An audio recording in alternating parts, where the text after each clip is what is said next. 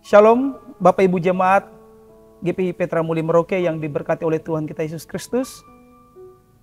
Saat ini kita masuk dalam minggu sengsara yang kelima, oleh sebab itu kita akan dituntun dan dikuatkan oleh firman Tuhan. Dan sebelum kita ada dalam pembacaan serta perenungan firman Tuhan, mari kita satu dalam doa, kita minta tuntunan Roh Kudus, kita berdoa. Bapa dalam kerajaan sorga, kami mengucap syukur kepadamu, karena Engkau melayakan kami untuk menginjakkan kaki di minggu sengsara yang kelima, di mana minggu puncak dari pemberitaan dan juga kesengsaraan Tuhan Yesus. Biarkanlah setiap pemberitaan firman Tuhan yang kami naikkan di saat ini, itu boleh berkenan di hadapan Tuhan dan menjadi kekuatan, pedoman dan terang pada jalan-jalan kehidupan kami. Oleh sebab itu Bapa, kuasailah hati dan pikiran kami, karena kami siap untuk membaca dan merenungkan kebenaran firman Tuhan. Amin. Persekutuan yang diberkati oleh Tuhan kita Yesus Kristus, pada minggu sengsara yang kelima ini, pembacaan Alkitab yang saya ambil dalam 1 Petrus 2 ayat 23, yang berbunyi demikian, ketika ia dicaci maki, ia tidak membalas dengan mencaci maki. Ketika ia menderita, ia tidak mengancam, tetapi ia menyerahkannya kepada Dia yang menghakimi dengan adil. Persekutuan terkasih yang diberkati oleh Tuhan kita Yesus Kristus, dengan pembacaan pada 1 Petrus 2 ayat 23, maka topik yang saya ambil yakni ketika dicaci, ia mengampuni, refleksi minggu sengsara tentang kasih yang tak terkalahkan. Persekutuan terkasih, ada 3 hal dari pembacaan yang kita telah dengar, yakni yang pertama, makna dan relevansi terhadap minggu sengsara kelima. Ketika dicaci, ia tidak membalas. Yesus yang adalah firman Allah memiliki kuasa untuk berbuat segala sesuatu, tetapi ia memilih diam seperti anak domba. Saudara-saudara yang diberkati, apabila kita ditempatkan pada sisi Yesus, ketika kita dicaci, bagaimanakah respon kita? Apalagi ketika nama baik kita dirusaki, nama baik kita diinjak-injak oleh orang. Apakah kita akan balas dengan amarah? Ataukah kita sama seperti Kristus yang mempercayakan diri kepada Bapaknya? Yang kedua, ketika ia menderita, ia tidak mengancam. Salib yang adalah puncak ketidakadilan, yang mana Tuhan dihukum mati oleh ciptaannya sendiri. Namun Yesus justru berdoa, "Ya Bapa, ampunilah mereka." Kalau kita bisa lihat dalam Lukas 23 ayat yang ke-34. Di sini mau menggambarkan kepada kita bahwa sebuah pertobatan dari dunia yang penuh dengan kekerasan, baik secara fisik maupun secara verbal. Dan di minggu sengsara kelima ini mengingatkan kita tentang kekuatan sejati yang ada di dalam pengampunan dan bukan pembalasan. Hal yang ketiga yang dapat kita pelajari dari renungan kita di hari ini adalah ia menyerahkan segalanya kepada Bapa yang adil. Nah, saudara-saudara terkasih, persekutuan yang diberkati oleh Tuhan kita Yesus Kristus, kata menyerah dalam bahasa Yunani adalah paradidomi. Sama dengan kata yang digunakan untuk menjelaskan bagaimana penyerahan Yesus kepada salib. Hal ini menunjukkan bahwa penundukan diri Yesus secara totalitas terhadap karya dan rencana Allah. Kalau kita dapat menarik aplikasi dalam saat ini, saat kita diperlakukan tidak adil, baik di dalam keluarga, di dalam pekerjaan ataupun pelayanan, apakah kita masih percaya bahwa Allah akan membela kita pada waktunya? Persekutuan yang diberkati oleh Yesus Kristus, lewat 1 Petrus 2 ayat 23, ada beberapa panggilan praktis yang dapat kita terapkan dalam kehidupan kita, khususnya dalam minggu sengsara kelima ini. Yang pertama, beranikah kita untuk tidak membalas ketika kita disakiti? Yang kedua, maukah kita mendoakan musuh kita seperti Stefanus dan Yesus ketika kita dihina dan dicaci?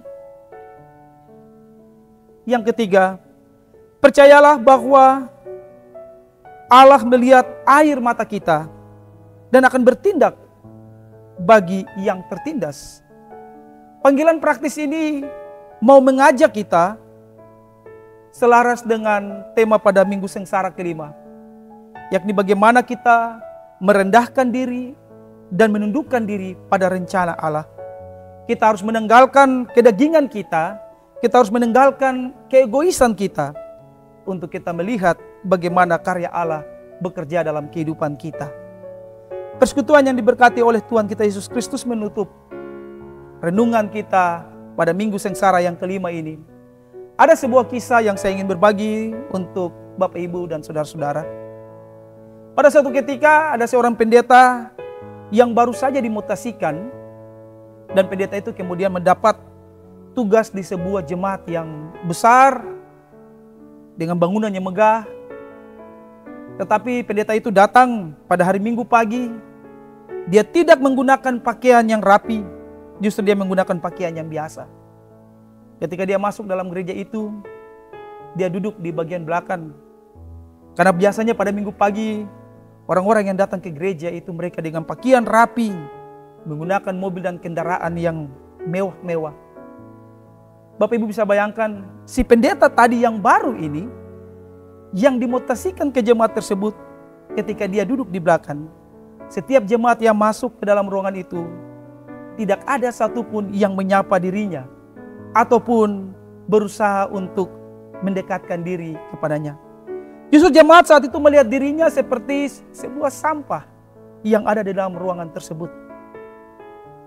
Tiba saatnya ketika ibadah sudah berlangsung dan majelis mulai memberitahukan bahwa pada hari ini ada seorang pendeta yang baru yang dipindah tugaskan dan dia sudah ada bersama-sama dengan kita di dalam ruangan gereja ini. Ketika para majelis mempersilahkan pendeta baru ini untuk berdiri dan dia berdiri dari belakang, jemaat semua kaget. Jemaat semua tidak sangka karena tadi pendeta yang menggunakan pakaian yang tidak rapi, pakaian yang lesu, adalah seseorang yang tidak enak dipandang. Rupa-rupanya dia adalah pendeta baru yang ditempatkan di jemaat tersebut. Tentu, kalau kita menempatkan diri pada pendeta itu, pasti kita akan sakit hati. Pasti kita akan merasa tidak terima karena kita tidak dianggap, kita tidak dihargai. Tetapi apa yang menjadi harapan kita bahwa pendeta tersebut akan mungkin melakukan hal yang sama seperti kita, yaitu memarahi, mencaci maki, bahkan mengkritik umat yang ada saat itu. Justru tidak. Ketika dia tampil ke depan, dia memegang mic dan dia berbicara kepada jemaat, ya saya tahu bahwa kalian pasti mengharapkan seorang pendeta yang menggunakan pakaian bagus, menggunakan kendaraan yang mewah, tapi saya seorang pendeta yang biasa saja. Dia tidak membalas kejahatan dengan kejahatan, dia tidak membalas caci maki dengan caci maki. Ia menerima semuanya. Dan yang paling utama, ia melepaskan pengampunan bagi jemaat yang ia temui. Inilah Bapak Ibu, persekutuan yang diberkati oleh Tuhan kita Yesus Kristus, yang harus kita contohi. Teladan Yesus Kristus, sebagaimana yang dicontohi oleh seorang pendeta tersebut, bahwa ketika dia mengalami ketertindasan, mengalami hal-hal yang tidak mengenakan bagi dirinya, ia meneladani apa yang telah dilakukan oleh Yesus, melepaskan pengampunan, mendoakan bagi mereka yang menyakiti, karena ia tahu dan ia percaya bahwa Tuhan yang adil yang akan bertindak bagi yang tertindas. Tuhan memberkati kita dengan firman-Nya. Amin. Mari kita satu dalam doa untuk menutup renungan kita di hari ini. Kita berdoa. Terima kasih Tuhan atas kekuatan firman yang boleh kami dengar. Biarkanlah setiap kebenaran firman Tuhan yang telah tertabur ini menguatkan hati dan pikiran kami, tetapi terlebih khusus Tuhan, Engkau mau mengajarkan kami untuk berlaku adil, untuk meniru apa yang dilakukan oleh Tuhan Yesus. Yaitu ketika kami dicaci maki, kami tidak melakukan pembalasan. Ketika kami disakiti, justru kami harus mendoakan kepada orang yang menyakiti kami. Kami melepaskan pengampunan karena kami yakin dan percaya Tuhan. Itu semua kami lakukan untuk puji dan hormat kemuliaan nama Tuhan. Bapa dalam kerajaan sorga, tanamkanlah setiap roh kebenaran firman Tuhan yang telah tertabur tadi, supaya kami dapat melaksanakannya dalam kehidupan dari hari lepas hari. Biarkanlah lewat perenungan masa prapaskah ini ya Tuhan, kami diingatkan kembali untuk tunduk pada setiap rancangan-rancangan Tuhan yang terjadi dalam kehidupan kami. Biarkanlah kami diajar sebagai pribadi-pribadi yang mengandalkan Tuhan dalam setiap peristiwa-peristiwa hidup kami. Oleh sebab itu Bapa, inilah kami yang telah mendengarkan kekuatan firman Tuhan, dan kami siap untuk melaksanakannya dalam kehidupan kami dari hari lepas hari. Tuhan, kuatkanlah kami, dan kami ingin berkat daripada-Mu. Kasih karunia dan damai sejahtera dari Allah Bapa kita, melalui perantaraan kasih-Mu Yesus Kristus lewat tuntunan Roh Allah yang suci kudus, terus tinggal menyertai kita, memberkati kami, mulai dari hari ini, terus kekal hingga selama-lamanya. Amin. Demikianlah renungan pada Minggu Prapaskah kelima. Tuhan memberkati.